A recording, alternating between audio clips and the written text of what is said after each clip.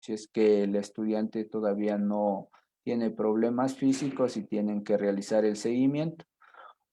Y en el sistema de salud también puede derivarse con el psicólogo, si es que fuera necesario para que se realice la debida rehabilitación. Aquí nosotros también tenemos que el personal del DS, según el caso, debe referir a la víctima a atención externa, como lo estábamos viendo anteriormente, junto con su familia. Es muy importante y en la guía trata bastante de que, aparte de que se le mande a la víctima, también se le mande a la familia para que se realice un trabajo integral, para mejorar las relaciones que se da en el hogar, para nosotros estos estereotipos que hemos estado marcando dentro de esto de la violencia puedan ser rotos y mejorados. Y así va a recibir un apoyo emocional, un tratamiento psicológico sostenido. Si no se cuenta con el personal del DS, quien está a cargo de realizar estas derivaciones es la autoridad de la institución. Y es muy importante lo que vamos a ver el día viernes, cómo nosotros debemos llenar. Primero, identificarnos con el informe de derivación y luego ya con el informe de derivación nosotros ya nos iremos viendo qué son los datos que nos están pidiendo, qué es lo más importante que yo tengo que tener para realizar cada informe, y con eso cuando yo pregunte, cuando yo realice estos informes, estas derivaciones, yo ya sé. Entonces, en este caso, ¿qué es lo que tengo que tener? El número de cédula del papá, donde vive, el teléfono. Estoy dando ejemplos para que nosotros, el rato que estemos realizando estos informes, no nos caiga de sorpresa y ese rato estar preguntando de cosa en cosa. O lo que se ve muy importante son ahorita que en el régimen cierra, entramos recién a esto de las clases, se está llenando las fichas. Entonces, dentro de esas fichas, nosotros ir sacando y teniendo toda la información digitalizada y en los diferentes lugares necesarios y a fácil acceso para nosotros tener la información necesaria, para saber con quién tenemos que conversar, dónde viven, cuántos años tienen, número de cédula. Entonces, eso es muy importante, tener toda la información para nosotros no perder tiempo en realizar estos informes de derivación y los mismos sean atendidos de la mejor manera. Según la realidad, de cada localidad, la red de consejería estudiantil, el RCE, va a estipular el modelo de funcionamiento de los departamentos de consejería estudiantil. ¿Esto para qué nos va a servir o para qué está creada esta red de consejería estudiantil? Básicamente lo que nos va a ayudar es a generar estrategias y programas de prevención, la derivación e intervención y con el fin de velar por la protección integral de la víctima. Entonces aquí están estos grandes campos de acción donde nosotros tenemos que trabajar bastante, pero esto es según la realidad de la localidad. Pero nosotros como institución, como con esto del plan educativo que está bastante desarrollado para nosotros, tenemos un gran espacio en lo que nosotros podemos trabajar, más que nada en la estrategia de la prevención. Y esta prevención nosotros le haríamos con el fin de la protección integral. Entonces, mientras nosotros mayor trabajemos en la prevención, vamos a tener menor caso. Y si es que tenemos los casos, vamos a saber que todos los casos van a ser denunciados. Y al ser denunciados, nosotros sabemos que todos los estamentos por los que siguen tienen que realizar su debido proceso. Si es que no se realiza este debido proceso, sabemos a qué instancias acudir para que no se dejen estos casos sin resolver, que es lo más importante. La Junta Distrital de Resolución de Conflictos, como vimos anteriormente, es la parte del distrito educativo, la cual realiza y la permanencia, está velando por la permanencia de las personas afectadas en el sistema educativo. Ellos son los que dictan los diferentes resoluciones. Entre ellos dice que la permanencia es fundamental, tanto, bueno, en este caso no sería para la persona que violenta porque podría ser un adulto, pero cuando estamos entre pares lo que vamos a ver es que de las dos partes, tanto el agresor como la víctima, nuestro distrito, nuestro ministerio lo que busca es la permanencia y que acaben las dos partes de estudiar. Entonces lo que se vela es el derecho a la educación, además de cumplir con el resto de responsabilidades que está en el artículo 343, las responsabilidades de vulneración de los derechos. Entonces es muy importante nosotros esto. También aquí la dirección distrital, estamos hablando de la reubicación del niño, niña o adolescente. ¿Cuándo se va a dar esta reubicación? Cuando estén violentos, cuando se está, como en este caso, es de la ruta de violencia intrafamiliar, y si es que la mamita ha sufrido el hecho y se va a cambiar de domicilio, se va a cambiar de provincia, ahí la mamita tiene que pedir que va la reubicación. Entonces, en este caso, se le va a dar porque está siendo víctima y su estudiante es vulnerable. Entonces, en este caso, sí se le brinda lo que es. Entonces, por eso aquí dice, siempre que su representante legal lo solicite, no importa en qué momento del ciclo escolar, porque no es que ha planificado ser víctima de la violencia. Entonces, por eso aquí está muy claro. Entonces, los señores del distrito, del ministerio, lo tienen muy claro. Igual cuando llegan personas a nuestra institución que están siendo vulneradas por esta violencia intrafamiliar, los personeros del DC o la autoridad máxima también va haciendo este seguimiento, porque viene adjunto a su cambio, viene el porqué.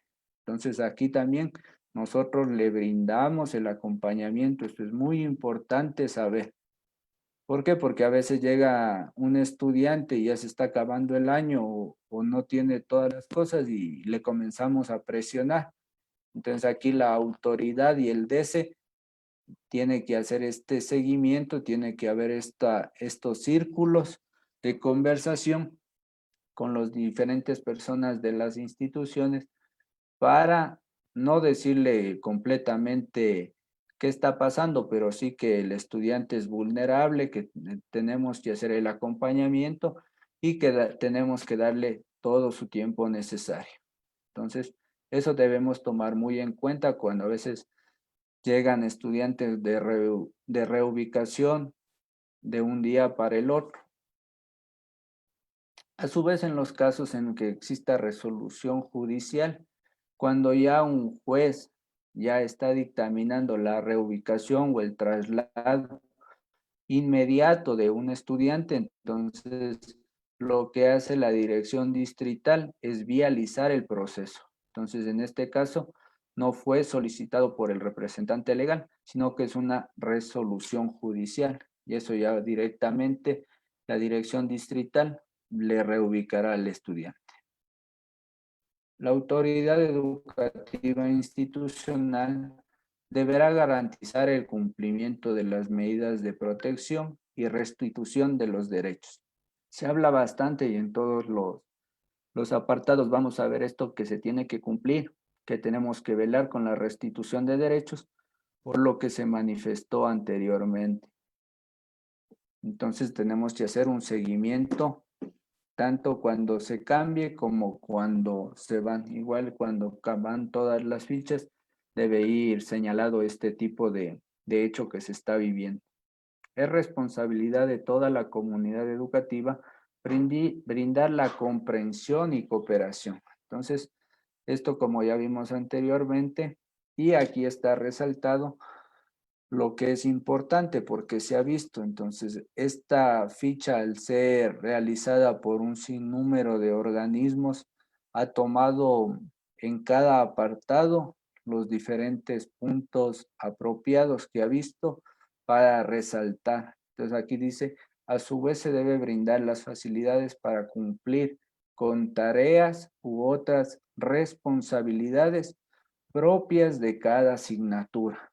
Entonces, a veces se ha visto que el DS, que las autoridades ya están designando, ya se ha dicho, pero por A o B circunstancias existen docentes que no, no entienden o que no están acatando con esta responsabilidad. Entonces nosotros ya estamos viendo en qué ruta, en qué parte y está hasta escrito. Entonces aquí nosotros sin ponernos a pelear, sin tener ninguna discusión ni malentendido, entonces podemos rescatar este apartado, decimos tareas u otras responsabilidades.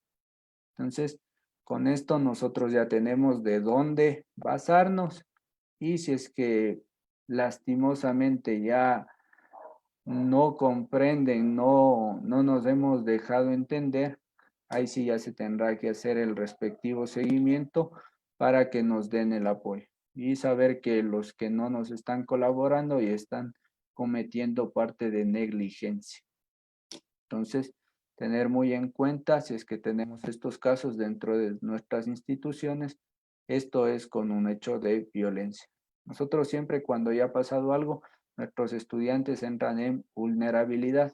Lo primero que se busca es el bienestar de nuestros estudiantes. Como vimos, aquí está nuestra ruta y con esto hemos terminado.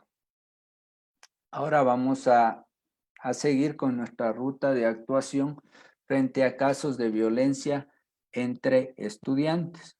Como vemos nosotros, es una ruta igual o parecida a la anterior y a las otras. Lo que cambia aquí es el color. Aquí es un color azul. Aquí en la parte de abajo, en el círculo, dice ruta de actuación ante casos de violencia entre estudiantes. Entonces aquí vamos a ver cómo nosotros tenemos que seguir, qué actualizaciones se han dado, qué sigue igual a lo que tenía la ruta anterior y qué recomendaciones específicas nos está brindando esta guía. En la atención y protección frente a casos de violencia entre estudiantes, aquí también siempre tenemos que tener la palabrita presunto caso. Nosotros siempre que trabajemos, siempre que hablemos, que dialoguemos o que estemos tratando de algunos de estos casos de violencia, sea cual sea, nosotros tenemos que hablar de un presunto caso. No podemos decir es un caso de violencia o se suscitó esto, sino es un presunto caso de violencia física, un presunto caso de violencia psicológica, presunto caso de violencia intrafamiliar, para no tener ningún impas. Entonces ahí nos estamos salvando de que alguien nos dijo, usted le acusó, usted hizo esto, sino nosotros estamos actuando según lo que nos están estableciendo. Entonces, por eso es muy importante recordar que siempre se va a hablar de presunción. En la presunción que nosotros tenemos que dar y los estamentos necesarios dirán si es que es verdad, si es que no es verdad y qué acciones tomar. Entonces, nosotros hagamos nuestra parte, que las demás instancias deberán cumplir con su parte y así nosotros no vamos a tener ningún inconveniente. Entonces, esto se da con la violencia física, violencia psicológica por parte de estudiantes. Aquí también se tiene la obligación de denunciar ante la autoridad educativa, que siendo el caso puede llegar a la dirección distrital, dependiendo la falta que se tiene. Recordar que para nosotros actuar entre violencia de estudiantes tenemos que saber que se tiene que, así estemos en este modo virtual, nosotros tenemos todavía nuestro LOEI, nuestro reglamento a la LOEI, y ahí están articulados todos los casos, faltas leves, graves, muy graves. Entonces, hasta la grave podemos actuar con la autoridad máxima y con la dirección distrital actuaremos con las faltas muy graves. Eso es muy importante tenerlo en cuenta. Igual aquí nosotros en estos casos, si es que vemos necesario o no se nos ha dado respuesta, podemos realizarlo a través de nuestro enlace en la página web y con el diferente enlace. Y también podemos, siempre que vemos un caso de violencia, podemos resolverlo a través del ECU 911. Sí, en el ámbito de las prácticas profesionales, aquí siempre se resalta en el bachillerato técnico y bachillerato productivo, se conoce alguna de estas anomalías entre pares, se va a dar a conocer a la fiscalía, menciona. Entonces, eso es muy importante tomar en cuenta. Si en la situación de violencia entre pares atenta o vulnera la integridad o la vida de un niño, niña o adolescente, la persona que detectó el hecho debe anunciar el caso inmediatamente a la unidad judicial de la familia, mujer, niñez y adolescencia. Entonces, tenemos que tomar muy en cuenta que también quien nos puede colaborar son las unidades judiciales de la familia, mujer, niñez y adolescencia, donde nosotros nos podemos acercar sin ningún temor a denunciar estos hechos. Si vulnera la integridad o la vida de un niño. Entonces, tenemos que tomar en cuenta esta salvedad. En caso de violencia entre pares, que no corresponda a las formas de violencia sexual. Entonces, la autoridad educativa e institucional es quien solucionará el proceso disciplinario. Entonces, si es que lo que pasó entre violencia entre dos estudiantes no es violencia sexual, se va a resolver con la autoridad institucional. Si es que es violencia sexual, tiene que ir directo al distrito, sabiendo nuestra máxima autoridad y DESE, para así poder realizar lo que dice el reglamento general de la LOEI.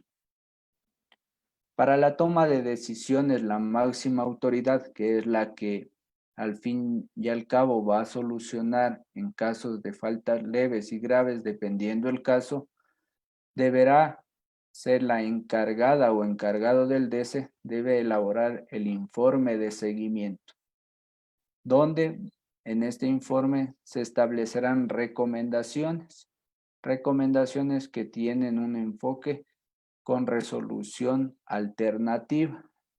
Como hemos estado viendo, aquí lo que se considera es bastante que se haga responsable de lo que hizo y con eso ellos van a ir cambiando de actitud, pero que sepan el por qué y siempre y cuando esto se pueda solucionar.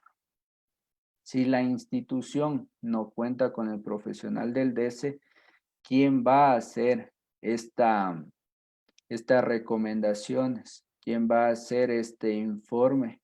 Tiene que ser el tutor o tutora. Entonces eso tenemos que tomar en cuenta. Si es que no tenemos DESE, los que tenemos que realizar es este informe es la tutor o tutora del estudiante o de los estudiantes que están inmersos dentro del problema. Si se trata de una falta grave, según lo establece el artículo 330, que está anexado debajo de esto, la autoridad educativa es quien realiza las indicaciones. Entonces, yo le anexé el artículo 330 en sus primeras partes. Está en el capítulo 4, dice de las faltas de los estudiantes. ¿Qué nos menciona el artículo 330? La falta de los estudiantes. Los establecimientos educativos deben ejecutar actividades dirigidas a prevenir y o corregir las comisiones de faltas de los estudiantes, de conformidad con la normativa que para el efecto expida el nivel central de la Autoridad Educativa Nacional. Como parte de estas actividades, al inicio del año lectivo, los estudiantes y sus representantes deberán firmar una carta de compromiso en la que firmen comprender con las normas y se comprometan a que el estudiantado no cometerá actos que los violenten. Las faltas de los estudiantes son las que se establecen en el artículo 134 de la LOEI. Estas faltas pueden ser leves, graves o muy graves. Yo le puse este apartado con el afán de que nosotros ya sabemos, y los papitos, al menos de los que ya están desde tercero de básica, ya saben cómo se trabaja en las instituciones educativas. No es que se puede realizar cualquier cosa, no es que se tiene que insultar a cualquier persona, no es que se puede pegar a cualquier persona en cualquier lado.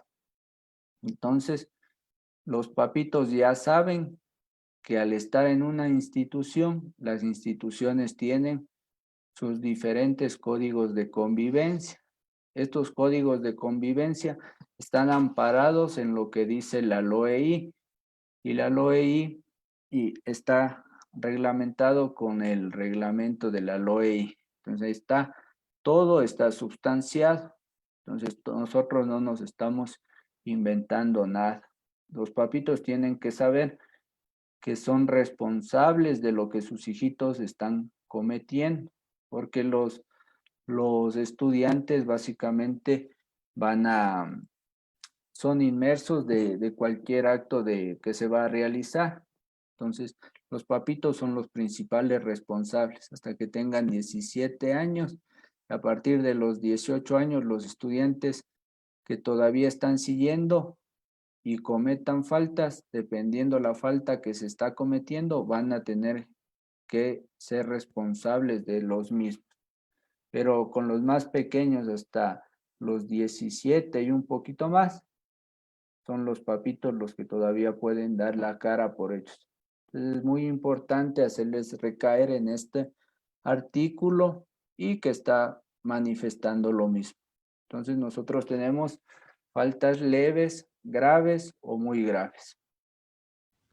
Si se trata de una falta muy grave, según lo establece el artículo 330 del Reglamento General de la LOEI, esta falta quien va a determinar cuánto tiempo la persona va a salir suspendida, qué es lo que se va a tomar de resolución, es la Junta Distrital de Resolución de Conflictos, la entidad que establece la sanción correspondiente a la persona agresora. ¿Cómo va a resolver la Junta Distrital? A través del informe de los diferentes informes que van siendo presentados, que van a servir de evidencia, y esto la máxima autoridad tiene que ir a entregar a la Junta Distrital.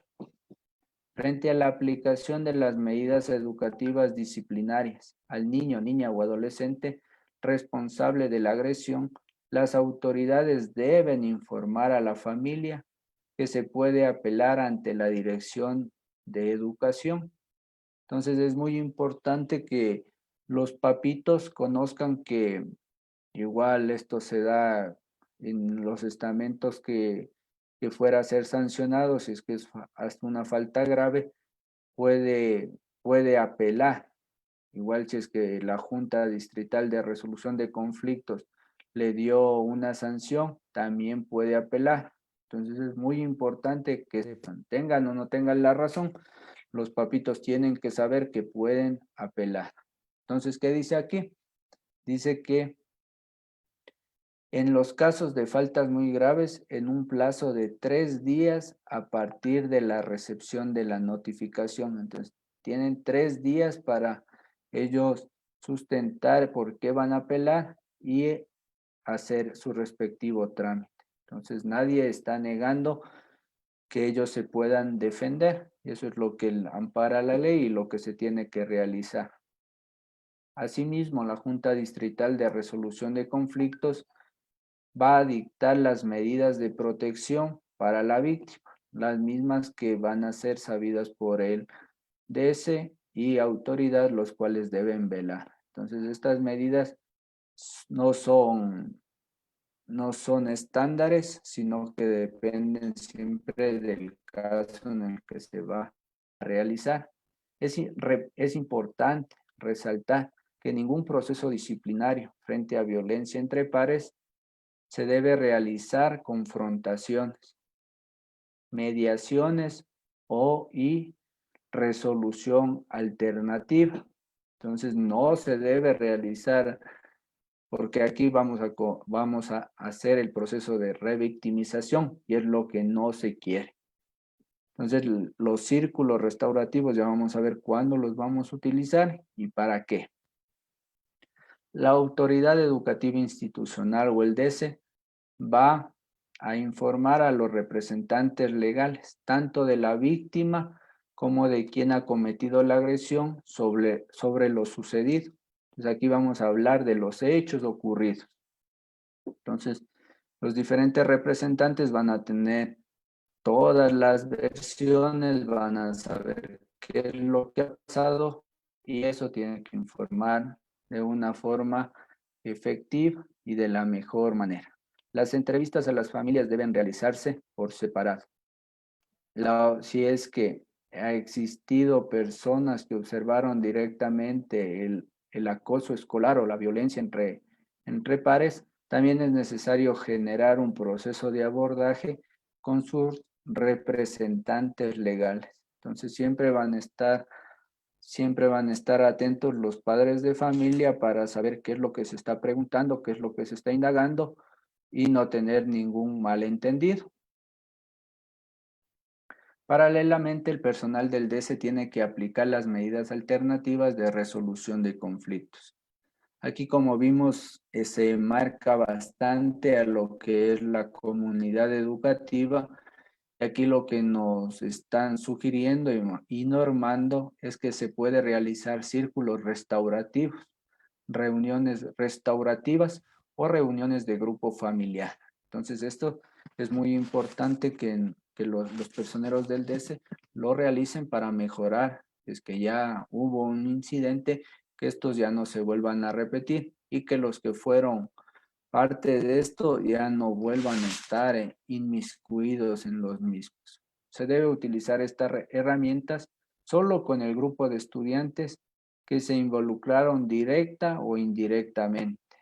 Entonces, no con quien agredió y la víctima, ni en ninguna otra ruta este protocolo. Entonces, aquí no vamos a mezclar a quien agredió y a la víctima. Sí, a los que pudieron estar viendo, a los que presenciaron, a los compañeritos que vieron el acto, que se insultaron. Entonces, en ellos sí trabajar. ¿Por qué no nos tenemos que insultar? ¿Por qué no realizar tal o cual actividad? Entonces, en ellos sí vamos a tener que realizar estas actividades, pero no entre el que agredió y el agresor. Entonces, jamás tampoco se va a implementar prácticas restaurativas en casos de violencia sexual. Entonces, eso no tenemos que realizar. Nosotros a veces por hacer las cosas más de lo que nos dicen, entonces podemos caer en esto. Entonces, está aquí muy resaltado que no tenemos que hacer esto en casos de violencia sexual. Además, se debe abordar estrategias y metodologías con el afán de reflexionar las problemáticas. Entonces, hay colegios o instituciones que hay bastante conflicto entre estudiantes o bastante choque entre profesor y estudiantes. Entonces, vamos a tratar de ver la estrategia, la metodología, qué temáticas debemos tratar con el afán de que todos los miembros de la comunidad reflexionen sobre esto y mejorar nuestra convivencia. Tenemos que nosotros ir formando una cultura de paz. Entonces aquí nosotros vamos a garantizar el cumplimiento de las medidas.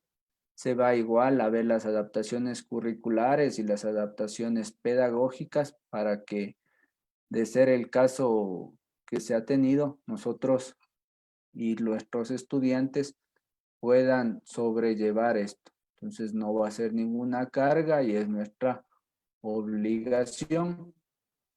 Aquí el acompañamiento, como tenemos dos personas, dos niños, dos adolescentes de la institución, aquí el acompañamiento se va a realizar tanto a la víctima como al agresor. Aquí también está hablando de los círculos restaurativos. Entonces es muy importante, pero los dos no van a estar inmiscuidos, sino se va a trabajar en la comunidad, porque a veces hay alguno que le está diciendo qué hacer, entonces en él tenemos que trabajar, o el otro que se quedó calladito sabiendo que le iban a hacer eso. Entonces aquí también está lo de la red de la consejería estudiantil, que nos ayuda con todo el modelo de prevención, el enfoque, y dependiendo los casos, actuará la red. Igual, aquí lo que vimos en el apartado anterior, se habla de la permanencia de la víctima y de quien agrede. Entonces, porque es una responsabilidad que tenemos que cumplir, y esto se establece en los artículos 342 y 343 del Reglamento General de la LOI, obligaciones y responsabilidades en casos de vulneración de derechos. Recordar que en la misma ruta de protocolos dice que a veces las personas que son agresoras pueden ser personas que están sufriendo doble vulnerabilidad. ¿Qué quiere decir esto? Que pueden ser estudiantes que están siendo vulnerados, golpeados o de alguna manera vulnerados sus derechos en su casa o fuera de ella, y entonces ellos están replicando esta agresión. Y esta es la ruta respectiva. Con eso sería todo el día de hoy. Les agradezco bastante, espero haber sido muy explícito, muy práctico. Recordar que el día viernes nosotros vamos a ver cómo llenar las rutas de protocolos para nosotros derivar los casos, para los hechos de violencia. Entonces eso va a ser muy importante, que nosotros vamos a saber, más que nada para ver qué información es la que debemos tener, qué información es la que nosotros podemos indagar cuando está pasando el hecho y que estamos hablando con los familiares, para no estar preguntando a cada rato. Entonces eso va a ser muy interesante para terminar estos 4 webinars. Muchas gracias. Muchas gracias, José. Muy interesante la capacitación del día de hoy. Tenemos una preguntita que nos hacen nuestros amigos de Facebook y nos dice cómo trabajar o cómo trabajan los casos de violencia los docentes, los unidocentes. ¿Es el mismo protocolo? Es el mismo protocolo, ya que como nosotros vimos, donde la única parte o apartado donde se está separando algo es en las prácticas del bachillerato técnico y del bachillerato técnico productivo. Entonces, cuando es escuela unidocente, el mismo docente viene a ser la máxima autoridad. Ellos por lo general a veces tienen una visita si es que está la escuela anexada con alguna más grande del DS, pero ellos realizan todo el caso de seguimiento. Entonces ellos, cuando conocen el caso, lo que tienen que hacer es apegarse y tratar de que les ayude la dirección distrital, pero ellos tienen que realizar completamente lo mismo, porque son vulneraciones que tienen nuestros estudiantes, que tenemos que se realicen por las diferentes instancias. Gracias, José, por la respuesta. Muy interesante toda la información que nos has brindado el día de hoy. Estoy segura que les va a ser de mucha utilidad a cada uno de los participantes que están hoy en la sesión de Zoom y también en Facebook. Les esperamos que todo el conocimiento que José ha podido impartir el día de hoy puedan aplicarlo en cada uno de sus labores, en cada uno de sus días laborables, y que podamos estar atentos porque la violencia es un tema muy delicado y nuestros niños, niñas y adolescentes deben estar seguros, protegidos, y más hoy que están en sus hogares. Entonces debemos estar muy atentos como docentes, y conocer estas rutas y protocolos es importantísimo, así es que no pueden perderse el día viernes. Vamos a finalizar este webinar con José. Así es que vamos ahí a aprender acerca del, como ya nos había dicho José, vamos a aprender muchísimas cosas más que nos van a ser útiles para nuestra vida diaria como docentes. Muchas gracias a cada uno de ustedes por compartir con nosotros. por estar pendientes de nuestras capacitaciones y no se olviden el viernes a las 4 de la tarde los esperamos nuevamente para seguir compartiendo y aprendiendo acerca de este tema tan importante como es la violencia. Muchas gracias, José, por estar con nosotros. Te esperamos el día viernes entonces y nos vemos con todos el día viernes a las 4 de la tarde. Muchísimas gracias. Gracias, hasta el viernes. Hasta el día viernes.